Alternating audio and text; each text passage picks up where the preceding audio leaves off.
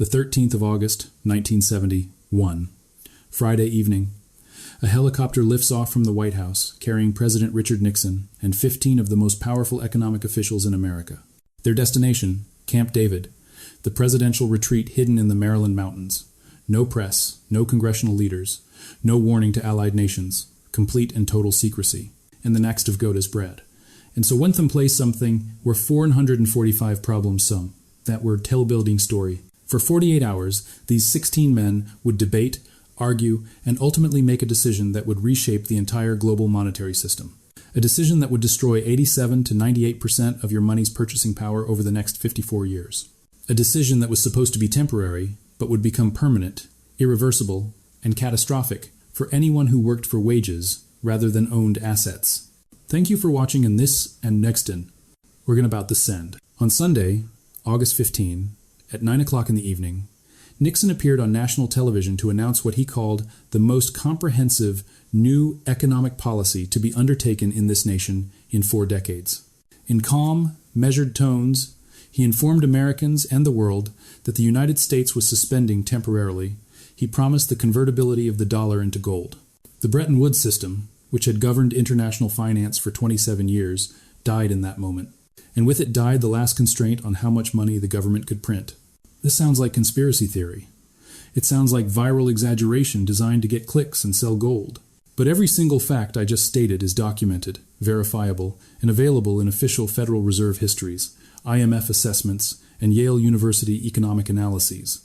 The meeting happened, the secrecy was real, the decision was made, and the consequences destroyed the purchasing power of every dollar you earn, every dollar you save, and every dollar you hope to retire on. Let me show you the numbers. $1 in 1971 requires $8 today to purchase the same goods and services. That is an 87.5% loss of purchasing power over 54 years. The official government inflation calculator confirms this. Some independent analyses, accounting for changes in how inflation is calculated, suggest the real loss is 98%. Your grandparents could save $1,000 in 1971, and that money would buy $1,000 worth of goods. You save $1,000 today, and in 54 years, if the pattern continues, it will buy somewhere between $125 and $20 worth of goods in 2025 terms. Now age time, semblewarias.com, and stater, today. Now age times gree, weary liker beria. The median home in 1971 cost roughly 2.5 times the median household income. One salary could buy a house. By 2025, the median home costs 7 to 8 times median household income. Housing prices increased 1,600%, while incomes increased 475%. Housing became 3.4 times less affordable relative to income. Your parents bought a home on 1 salary. You need 2 salaries for a worse home. This is not your fault. This is not because you are not working hard enough. This is the direct mathematical consequence of the decision made at Camp David in August 1971. And here is the part that makes this story different from typical conspiracy narratives. We can never go back. The decision was sold as temporary. It became forever. The United States now carries $38 trillion in national debt. To return to a gold-backed dollar would require either paying off that debt impossible or backing $38 trillion with the 8,000 tons of gold the Treasury holds, which at current prices is worth only $520 billion. The debt is 73 times larger than the gold reserves. There is no mathematical path back to the system that existed before the 15th of August 1971. The decision made in secret that weekend destroyed your money forever, because forever is not hyperbole. It is mathematical reality. Over the next 40 minutes, I'm going to take you inside that secret meeting. I will show you exactly what crisis Nixon faced, why he believed he had no choice, what happened hour by hour over that 48-hour period, and how 15 men made a decision that remade the global economy in an instant. Then, I will show you the consequences. The 87 to 98% purchasing power destruction, the housing affordability collapse, the wealth inequality explosion, and the $38 trillion debt that makes reversal impossible. And finally, I will show you what it means for you, how to survive in a post-1971 world where the rules are inverted, where saving is punished and debt is rewarded, where wages lose and assets win. This is not a story about what might happen. This is documented history about what did happen, what is happening now, and what will continue happening for the rest of your life. The secret 1,971 meeting destroyed your money forever. This is how, this is why, and this is what you do about it. To understand why 16 men gathered in secret at Camp David on the 13th of August, 1971, you must first understand the crisis they faced. It was not a conspiracy to steal your wealth. It was a desperate response to a system that was collapsing in real time, draining America's gold reserves by the ton, threatening to trigger a global depression, and offering President Nixon no good options, only choices between different kinds of catastrophe. That's the Ben, please the warder, and with Comsis. The Bretton Woods system had governed international finance since 1944. 44 nations met in New Hampshire as World War II was ending and agreed to a new monetary order. The dollar would be pegged to gold at $35 per ounce. Other currencies would peg to the dollar. And crucially, foreign governments and central banks could exchange their dollars for gold at any time at that fixed rate. This created discipline. If America printed too many dollars, other countries would redeem those dollars for gold, and U.S. gold reserves would drain. The system was self-regulating. It limited how much money could be created. It forced fiscal responsibility. For the first 2 decades, the system worked reasonably well. But by the late 1960 seconds, cracks were appearing. The Vietnam War was costing billions of dollars every month, and Nixon inherited a war he could not quickly end. The Great Society programs, Medicare, Medicaid, the war on poverty, were expensive domestic commitments that voters demanded and politicians delivered. Trade deficits were growing as America imported more than it exported. All of this required money, and that money was being created through deficits, which meant printing dollars that were supposed to be backed by gold reserves. By 1971, there were far more dollars circulating in the world than there was gold in Fort Knox to back them. Foreign governments held dollars equal to 3 times the value of U.S. gold reserves. This created a mathematical impossibility. If even a third of dollar holders tried to redeem for gold, the reserves would be depleted. The system was built on a promise that could not be kept. France saw this vulnerability first. Charles de Gaulle, skeptical of American power and convinced the U.S. was printing dollars recklessly, began exchanging France's dollar reserves for gold in the mid-1960 seconds. Other nations followed. U.S. gold reserves had peaked at 20,000 tons in 1950. By 1971, they had fallen to 8,333 tons, a loss of nearly 60% of the stockpile. The gold was hemorrhaging, and markets were beginning to speculate that the U.S. would either have to devalue the dollar dramatically or end gold convertibility entirely. This was the crisis Nixon faced when he boarded that helicopter on Friday, August 13. He had 3 options, none of them good. Option 1, defend the gold standard at all costs. This would require massive deflation, shrinking the money supply to bring dollars in line with gold reserves. It would mean raising interest rates to 20% or higher to stop the gold drain. It would mean slashing government spending immediately, ending the Vietnam War not gradually but instantly, cutting Medicare and Social Security, and accepting unemployment of 15 to 20%. It would mean a depression rivaling the 1,930 seconds. Nixon's advisors told him this would destroy the economy and guarantee he would lose re-election in 1972. This option was economically possible but politically suicidal. Option 2, devalue the dollar officially. Raise the gold price from $35 per ounce to $70 or $100 per ounce. This would give the U.S. more room to operate, effectively cutting the real value of existing dollar debts in half. But it was an admission of weakness. It would shatter confidence in the dollar as the global reserve currency. It would hurt American credibility. And most importantly, it would not solve the underlying problem the U.S. was still running deficits, still fighting a war, still expanding social programs. Devaluation would buy time, but not fix the system. Within a few years, the same crisis would return. Option 3, end gold convertibility entirely. Suspend the promise that foreign governments could exchange dollars for gold. Let the dollar float against other currencies. Remove the constraint that limited money creation. This was sold as temporary, a pause, while new international agreements could be negotiated. But everyone in that room at Camp David knew, whether they admitted it or not, that once you break the link between money and gold, returning to it becomes almost impossible. This option preserved the domestic economy, protected Nixon's re-election chances, and avoided immediate crisis. But it fundamentally changed what money was. It transformed the dollar from a claim on gold, a tangible, limited commodity, into a fiat currency backed only by government decree and the faith that others would continue accepting it. The men who gathered at Camp David on August 13 debated these options for 48 hours. The participants were the most powerful economic officials in America. President Nixon chaired the meeting.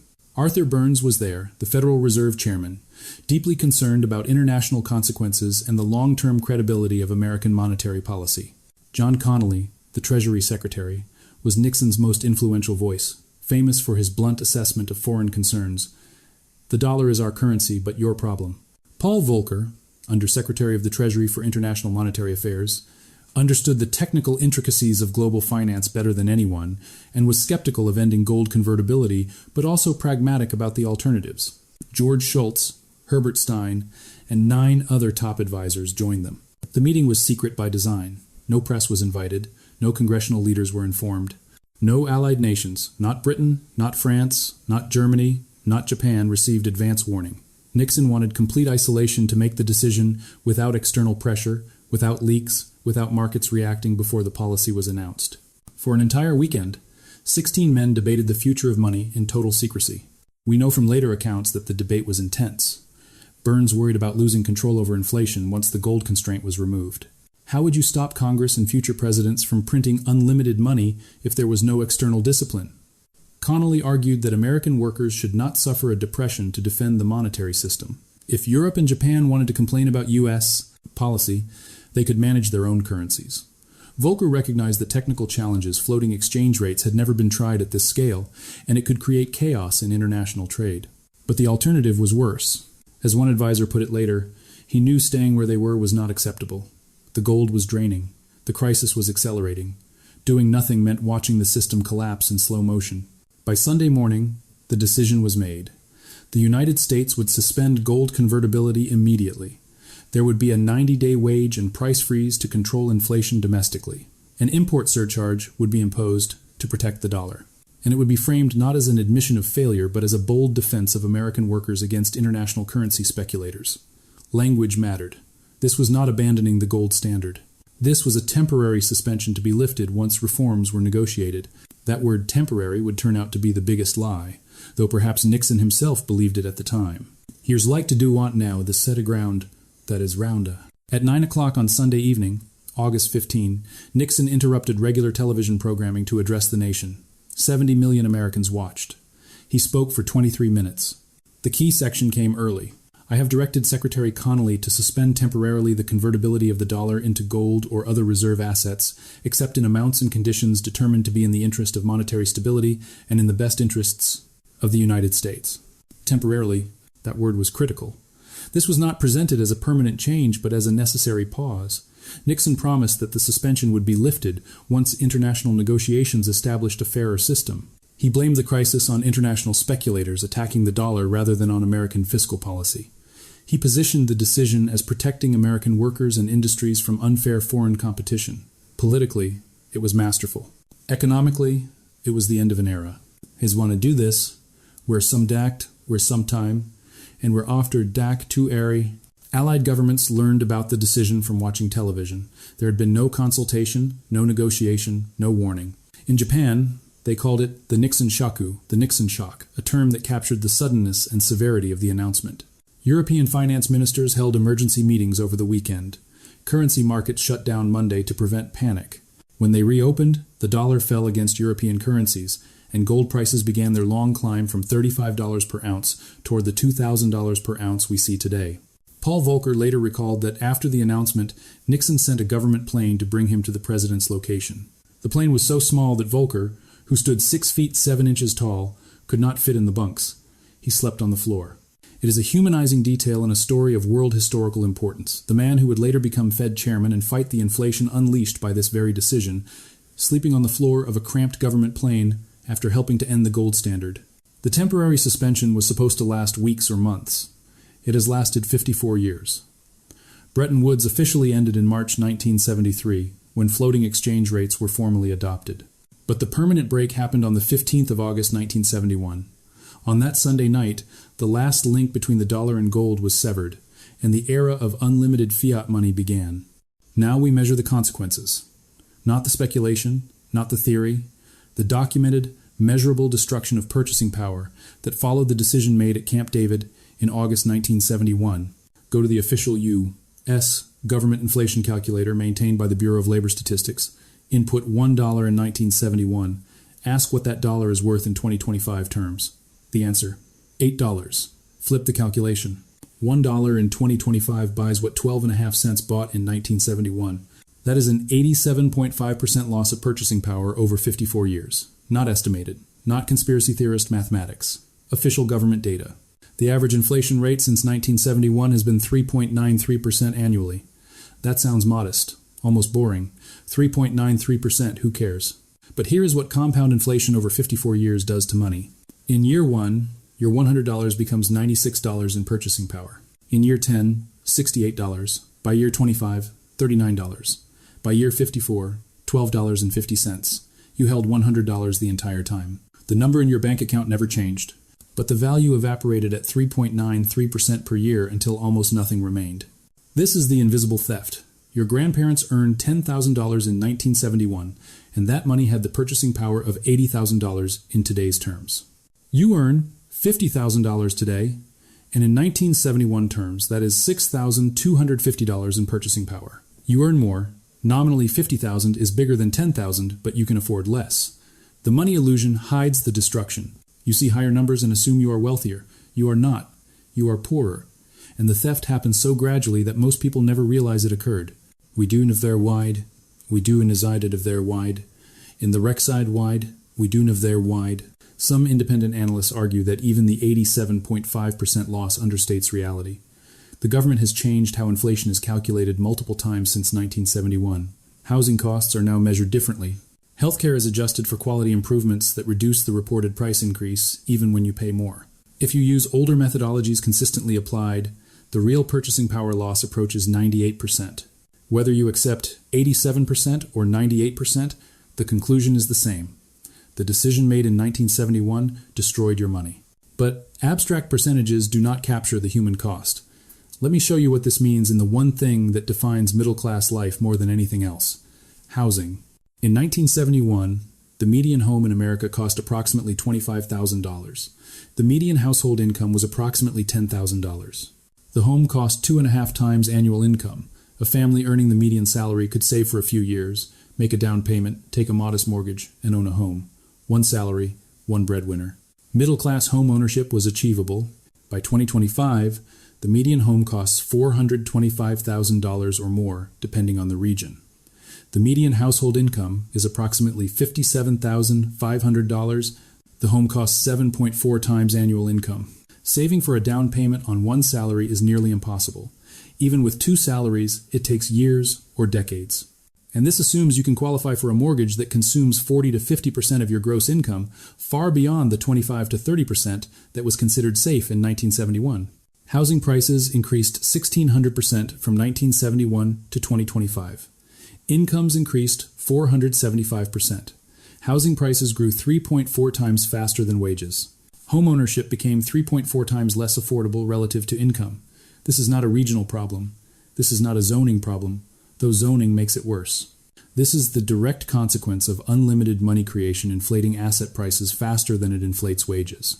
When the Federal Reserve prints money, that money enters the economy through asset purchases, treasury bonds, mortgage-backed securities, corporate debt. Asset prices rise first. Wages rise last, years later, in smaller amounts. Those who owned assets when the money was printed gained wealth. Those who lived on wages fell behind. The research documenting this is unambiguous. One study states, median home prices have increased by 1,600% since 1971, while median household incomes have risen only 475%, making homeownership increasingly unattainable for younger generations without significant family assistance. Read that last phrase again. Without significant family assistance. Homeownership in 2025 requires either inheritance, parental help with a down payment, or dual 6-figure incomes. The American dream of building wealth through property ownership, that dream died for most people when the link between money and gold was severed. But housing is only one dimension of the wealth transfer that followed 1971. The entire structure of who wins and who loses in the economy transformed. Pre-1971, if you saved money, you preserved wealth. Dollars maintained their value because they were backed by gold. You could put money in a bank account, earn modest interest, and retire with purchasing power intact. The system rewarded thrift. Post-1971, if you save money in dollars, you lose wealth. Every year, inflation erodes 3 to 4% of the value. Over a lifetime, you lose 87 to 98%. Saving in currency became financial suicide. Thanks for watching, and I have to in the next 5, with comments to give and adjusted, and I will to state it happen of difference. The system now requires that you invest, not to get rich, to avoid becoming poor. If you do not put your money into stocks, real estate, bonds, assets that appreciate with or faster than inflation, you fall behind automatically. One analysis states this explicitly. The post-1971 system forced average Americans to become stock market investors simply to preserve purchasing power. You are not investing to prosper. You are investing to not be destroyed. And if you lack the capital to invest, if you live paycheck to paycheck and cannot spare money for a brokerage account, you are locked into a system that guarantees your impoverishment. This created a bifurcation in American society. Those who owned assets when the money printing began, homes bought in the 1,970 seconds, and 1,980 seconds, stock portfolios established early, saw their wealth compound. Housing appreciated 1,600%. Stocks rose 20-fold in inflation-adjusted terms. These people became rich not through exceptional work or talent, but through ownership. They were in the right place, owning assets when the money printer turned on. Those who lived on wages, who saved in cash, who did not understand that the rules had changed, they fell behind. Their wages rose 475%, while housing rose 1,600%, and stocks rose even more. They worked as hard as the generation before them, often harder, and achieved less. The source I quoted earlier describes their fate in one sentence. Wage earners struggled to maintain economic position in the post-1971 era. Not prospered, not advanced, struggled to maintain. This is the Cantillon effect, named after an 18th century economist who observed that inflation benefits those closest to the source of new money creation. When the Federal Reserve prints money, it does not drop cash from helicopters evenly across the population. It buys assets, bonds, mortgage-backed securities. The sellers of those assets receive the new money first. They use it to buy other assets. Prices rise. By the time the money filters through the economy to wages, prices have already increased. The first receivers of new money gain. The last receivers workers paid in wages lose. This was always true. But it became the dominant force shaping wealth distribution after 1971, when the constraint on money creation was removed. It's not that was no 8B presented bring dies, when exprate to avishes of the dies were placed at. The data on wealth inequality confirms this. The top 1% of Americans own 90% of stocks. The top 10% own 89% of all financial assets. When the Federal Reserve prints money and asset prices rise, 90% of the benefit flows to 10% of the population. The bottom 50% own essentially no financial assets and see no benefit. They experience only the inflation that erodes their wages and savings. Thanks for watching, and expect this video in acorder.com. The decision made at Camp David in 1971 did not create wealth inequality, but it dramatically accelerated it. When money is backed by gold, wealth comes from production, savings, investment, innovation. When money is fiat and unlimited, wealth comes from position, being close to the money printer, owning assets that rise with money creation, having capital when the Fed announces quantitative easing. The system shifted from rewarding productive work to rewarding ownership and proximity to power. And then there is debt. Under a gold standard, debt was limited. The government could not borrow unlimited amounts because at some point, creditors would demand repayment in gold and the reserves would be depleted. Deficit spending happened, but within constraints. The national debt in 1971 was $400 billion, equal to about 35% of GDP. Thanks for watching, and if you didn't radically happen, towners, we have weight. Once the gold constraint was removed, debt exploded. Politicians could borrow unlimited amounts because the Federal Reserve could print money to buy government debt. There was no external discipline, no force that said no. No moment when the system automatically shut down excessive borrowing. By 1980, the debt was $900 billion. By 2000, $5.7 trillion. By 2020, $27 trillion. Today, $38 trillion, 145% of GDP. Will he read into gravitated? He's gravitated. Thanks for watching, and respirited. This debt must be serviced. Interest payments are currently $1 trillion per year. $1 trillion that goes to bondholders, mostly wealthy individuals, banks, and foreign governments, paid by taxpayers. It is a transfer of wealth from workers to capital, and it was enabled entirely by the decision to abandon gold. Under a gold standard, $38 trillion of debt would be impossible. The system would have forced discipline long before the debt reached such levels.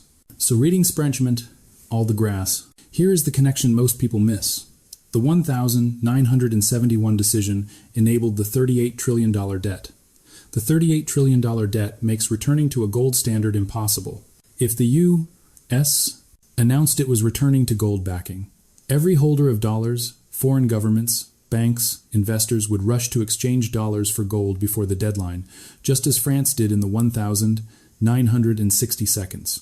The gold reserves would be depleted instantly. The system that ended in 1971 because of unsustainable dollar creation has become even more unsustainable. Returning is now mathematically impossible. So, the damage is locked in. 87 to 98% of purchasing power destroyed. Housing 3.4 times less affordable. Wealth inequality at levels not seen since the Gilded Age. $38 trillion of debt that can never be repaid. All of this traces to the decision made in secret at Camp David over one weekend in August 1971. The meeting was real, the consequences are measurable, and they destroyed your money. Temporarily, Nixon said, the suspension of gold convertibility was temporary. Once international negotiations established a new, fairer system, the dollar would return to some form of gold backing. It has been 54 years. There is no new system. There is no gold backing. And there never will be again. This is not because politicians lack the will, though they do. This is not because powerful interests prevent it, though they do. This is because returning to a gold standard is now mathematically, economically, and politically impossible. The decisions made after 1971, the spending, the borrowing, the money printing have created conditions that make reversal not merely difficult, but absurd. Let me show you why. First, the debt problem. The United States government owes $38 trillion. The U.S. Treasury holds approximately 8,133 tons of gold.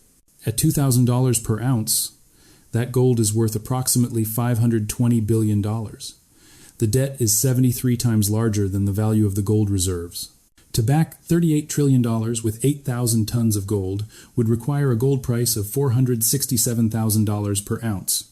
Maybe you think that is the solution, revalue gold to $467,000 per ounce and return to a gold standard. But consider what happens next. Every foreign government, every bank, every investor holding U.S. dollars would immediately rush to exchange those dollars for gold at the new official price. The same problem that killed Bretton Woods in 1971 would repeat. As one source states, nations holding dollars would rush to exchange for gold before deadline, depleting reserves entirely. The gold would be gone in days. And stand to graps in the die of the dive.r80, and the nostivgut of the dive.dive.dive.r80.finos. The only way to prevent this would be to refuse redemption to make the gold backing purely nominal, a fiction that dollars are backed by gold that no one can actually claim. But that is not a gold standard. That is still fiat money with a gold reference price. A gold standard means you can exchange currency for gold. If you cannot do that, it is not a gold standard. Perhaps you think the solution is to pay off the $38 trillion debt first, then return to gold.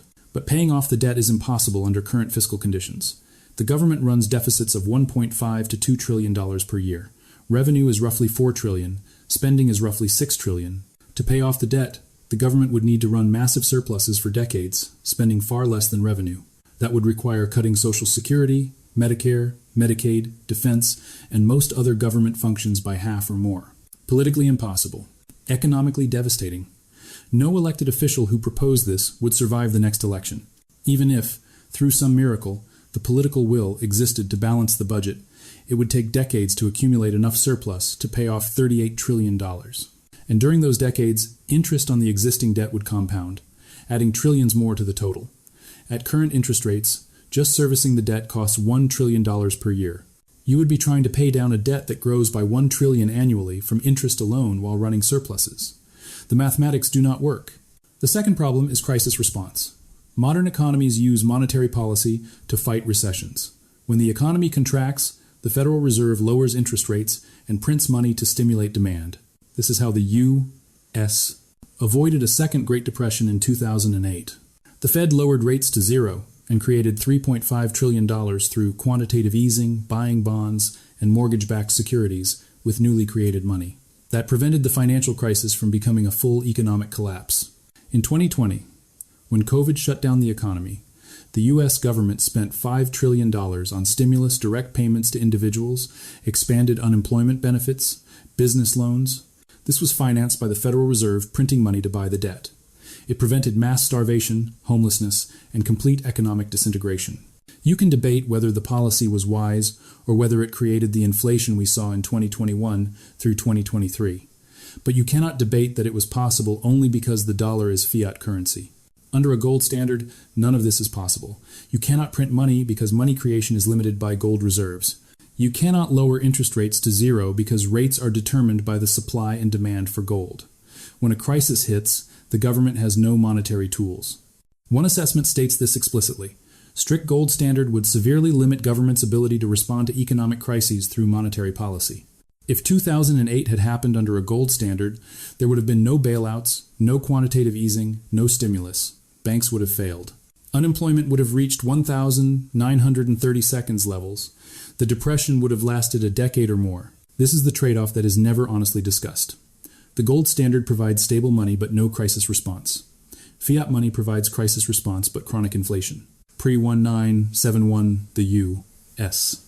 had stable money and frequent recessions and depressions. 1,893, 1,907, 1,920, 1929 to 1939, 1,958, 1,969, post-1971, the U.S. We has had only two severe recessions, 1980 to 1982 and 2008 to 2009, both ended by aggressive monetary policy that would have been impossible under gold. We traded stable money for stable employment.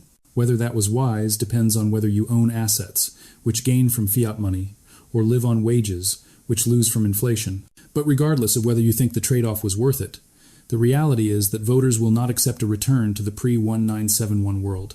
If a politician proposed ending the Federal Reserve's ability to fight recessions, ending stimulus during crises, accepting 1,930 seconds style depressions as the cost of sound money, that politician would lose in a landslide.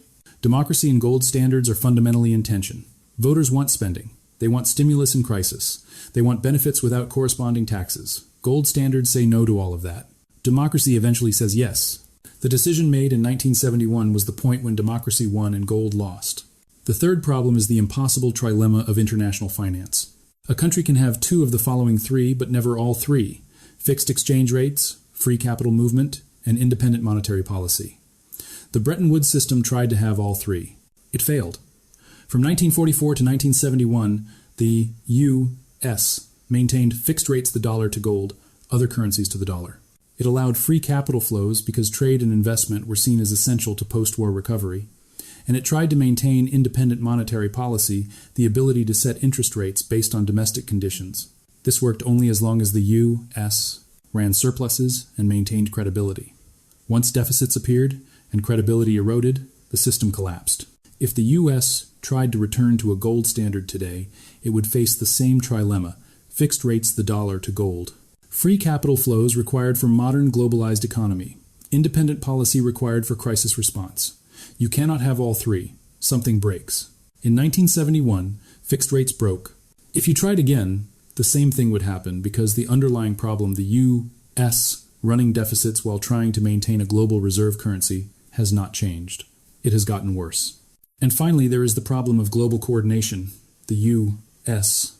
cannot return to a gold standard unilaterally without causing chaos. Other countries hold trillions of dollars as reserves. If the U.S.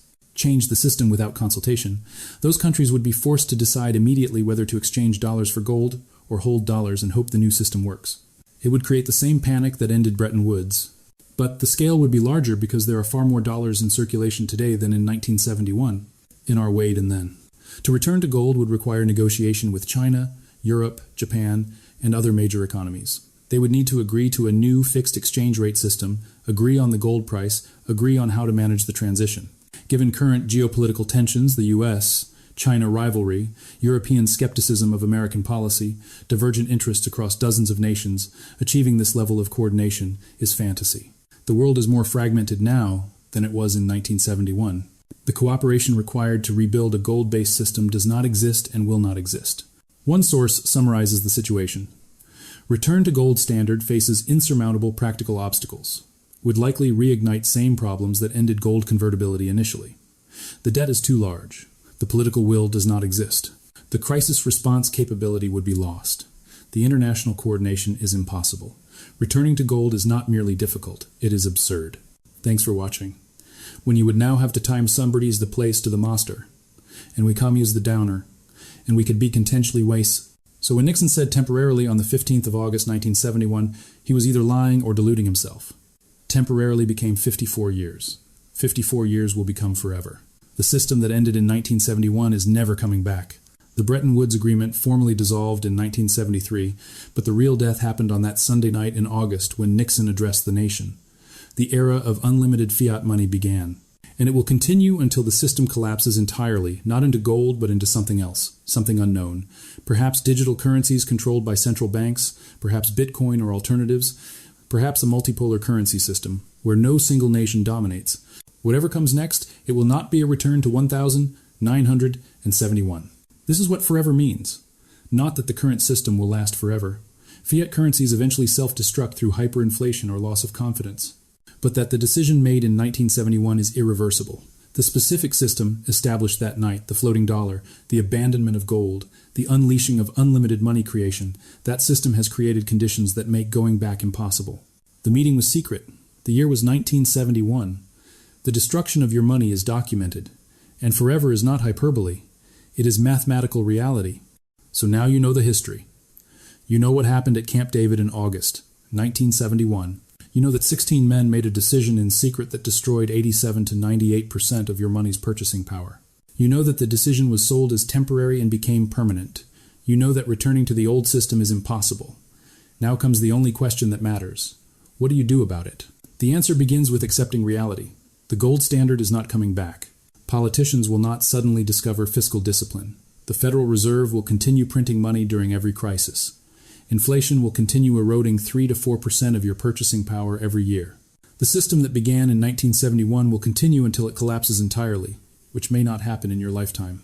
Wishing for a different system, waiting for reform, hoping that sound money will be restored, these are losing strategies. You must play by the rules as they exist, not as you wish they were. The first rule of the post-1971 world is that cash is trash.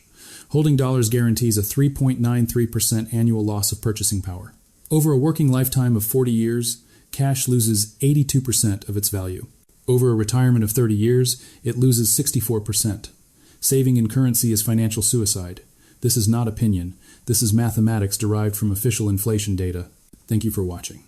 Thanks for watching, and we're seeing you in the next time. The system rewards those who own assets and punishes those who hold cash. If you keep $10,000 in a savings account earning 1% interest while inflation runs 3.9%, you lose 2.9% annually in real terms. After 30 years, your $10,000 has the purchasing power of $4,800, but if you invest that $10,000 in an S&P 500 index fund that historically returns 10% annually, after 30 years, you have $174,000 nominally and approximately $70,000 in inflation-adjusted terms. Same money, different outcome, the difference is 7 times? This is why one analysis states that the post-1971 system forced average Americans to become stock market investors simply to preserve purchasing power. You are not investing to get rich, you are investing to avoid becoming poor. If you do not understand this, if you keep life savings in a bank account because that feels safe, you are guaranteeing that inflation will destroy your wealth over decades. The second rule is that strategic debt is a weapon. Under a gold standard, debt was dangerous. You borrowed money and repaid it in money of equal value. Borrowing was a burden. Under fiat money, debt becomes a tool. You borrow dollars today and repay them in dollars that have lost value over time. A 30-year mortgage taken in 1995 was repaid in dollars worth half as much by 2025. The house appreciated. The debt was repaid in devalued currency. The borrower won. This does not mean you should borrow recklessly. Consumer debt credit cards, personal loans, payday lenders is still a trap because interest rates exceed inflation. You pay 18% interest on credit card debt while inflation runs 4%. You lose. But fixed-rate mortgage debt is different. You pay 4% interest, inflation runs 4%, the house appreciates 6% annually. You gain. The system rewards those who understand this and punishes those who avoid all debt out of principle. The third rule is that you must own real assets, property, stocks, commodities that hold value or appreciate with inflation. Housing is the most obvious example. Despite becoming 3.4 times less affordable relative to income, homeownership remains one of the few paths to wealth building for middle-class Americans. The forced savings of a mortgage payment, the equity that builds over 30 years, the appreciation that comes from monetary inflation, these combine to create wealth, even if the process feels like struggle. Stocks are equally important. Since 1971, The S&P 500 has returned approximately 10% annually, including dividends. Adjusted for inflation, that is 6 to 7% real returns. A dollar invested in 1971 became $8 by 2025 just from inflation. But a dollar invested in stocks in 1971 became $60 to $70 by 2025. The difference between holding cash and holding equities is the difference between destruction and prosperity. Gold and silver serve as insurance, not investments. Gold has risen from $35 per ounce in 1971 to approximately $2,000 today, a 57-fold increase. It did not generate income, it did not pay dividends. But it preserved purchasing power when fiat currencies collapsed. 5 to 10% of your portfolio in precious metals is not about getting rich. It is about having something of value if confidence in the dollar evaporates entirely. The fourth rule is understanding the Federal Reserve. The Fed is the most important institution in your financial life, even though you never interact with it directly. When the Fed prints money, asset prices rise. When the Fed tightens, asset prices fall. From 2008 to 2021, the Fed printed approximately $13 trillion through quantitative easing. Asset prices exploded, stocks tripled, housing doubled. If you owned assets, you gained. If you lived on wages alone, you fell behind. I work about where that in the Mester today. In 2022 and 2023, the Fed raised interest rates and stopped printing money. Asset prices fell. Stocks dropped 25% in 2022. Housing began declining in many markets. Those who understood the Fed's actions positioned themselves accordingly, holding more cash during tightening, buying assets during easing. Those who did not understand paid the price. You cannot control the Fed, but you can watch what it does and adjust. When the Fed pivots to easing, buy assets. When it pivots to tightening, increase cash and wait for opportunities. This is not speculation. This is recognizing that the rules changed in 1971 and adapting to the new rules. But even as you adapt, understand the larger context. The system that began in 1971 benefits some and destroys others. Asset owners, those close to power, those who understand how money works, they win. Wage earners, savers, those who trust that working hard and saving will lead to prosperity, they lose. This is not because wage earners are stupid or lazy. It is because the system is designed to transfer wealth from labor to capital, from wages to assets, from the uninformed to the informed. Yale School of Management Dean Jeffrey Garten wrote that Nixon's 1,971 decision remade the global monetary system in an instant. That instant created winners and losers. The winners were those who understood that money itself had changed, that saving was now losing, that asset ownership became mandatory. The losers were those who continued operating under pre-1971 assumptions that hard work would be rewarded, that saving would preserve wealth, that the system was designed to benefit workers as much as owners. The decision made at Camp David in 1971 was not made with malicious intent.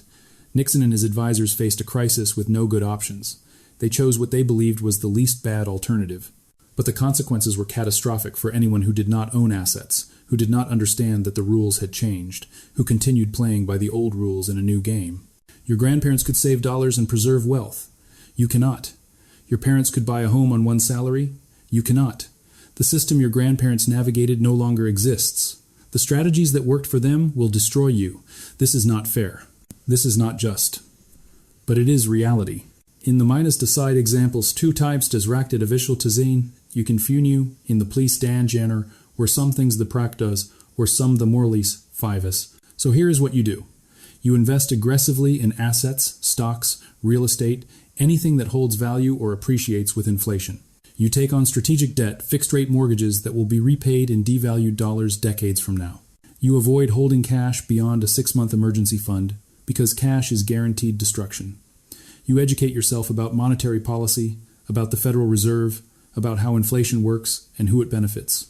You position yourself on the winning side of the system even as you recognize that the system itself is unjust. And politically, you support changes that would restore some sanity to monetary policy balanced budgets, limits on Federal Reserve money printing, fiscal discipline, not because these changes will happen, they almost certainly will not, but because the current system is unsustainable and will eventually collapse into something worse if not reformed.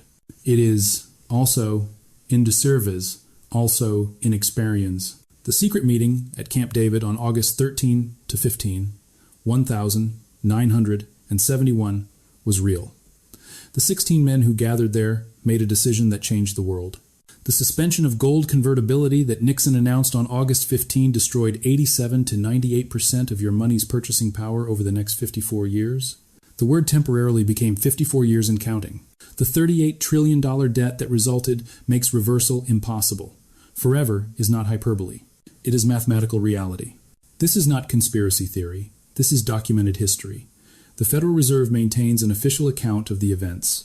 The International Monetary Fund has analyzed the consequences. Yale economists have studied the decision. The purchasing power loss is calculated by the U.S. government's own inflation statistics. Every fact I have presented is verifiable and verified. The meeting was secret. The year was 1971. Your money was destroyed. And forever means forever. Now you know why. Now you know what to do. The question is whether you will act on that knowledge or continue playing by rules that no longer exist, in a game that ended 54 years ago, in a system that guarantees your impoverishment if you do not adapt. The choice is yours, but the system will not change.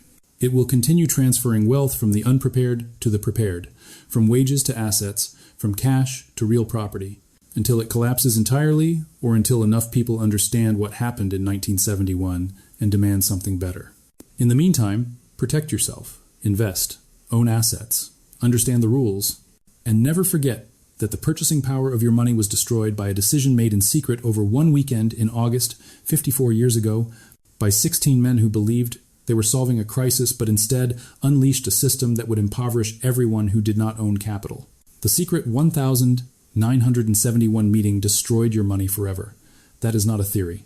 That is history. And now you are prepared to survive it.